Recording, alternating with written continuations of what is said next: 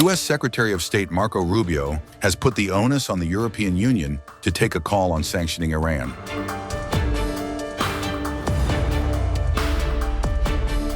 Rubio was in Paris and met President Emmanuel Macron of France on April 17. Rubio said the U.S. administration is looking for a peaceful solution with Iran, but will never tolerate the country developing a nuclear weapon. Bob, just on Iran really quick, was there any discussion yesterday with your European counterparts on any of the Iran negotiations? Are they also sharing the president's vision of Iran cannot have a nuclear weapon?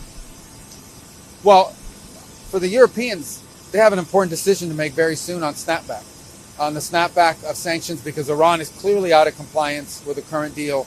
As you saw, the IAEA was in Tehran yesterday, issued public statements saying Iran is as close as it's ever been to nuclear weapons. The president's made clear Iran will not have a nuclear weapon. That is not going to happen. We're hoping that talks continue and that they're fruitful and that they can lead to something. We would all prefer a peaceful resolution and a lasting one.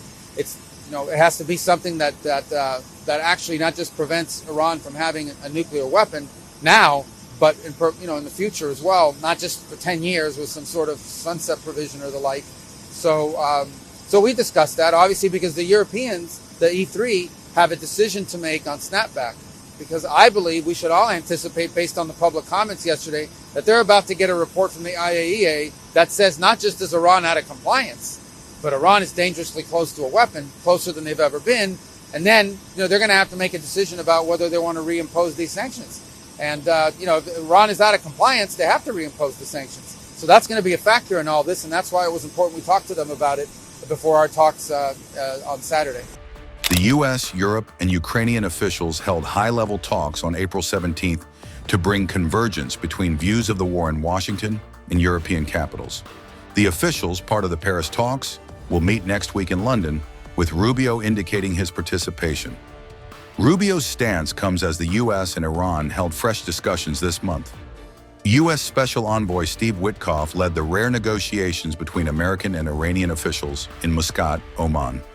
Trump had, in his first term, pulled the U.S. back from a deal Iran signed with a host of nations to curtail nuclear production. Trump also levied sanctions on the country, further deepening years of mistrust and animosity between the two nations. In his second term, Trump wrote to Iran's supreme leader, Ayatollah Ali Khamenei, for restarting talks. Amid renewed negotiations, Trump has threatened new sanctions on Iran as part of his maximum pressure campaign targeting the country. This includes military action against Iran, even as he believes a new deal could be reached. Iran's 85-year-old supreme leader, Ayatollah Ali Khamenei, warned Tehran would respond to any attack with an attack of its own. Iran has set firm preconditions, rejecting threatening language and unreasonable demands from the Trump administration,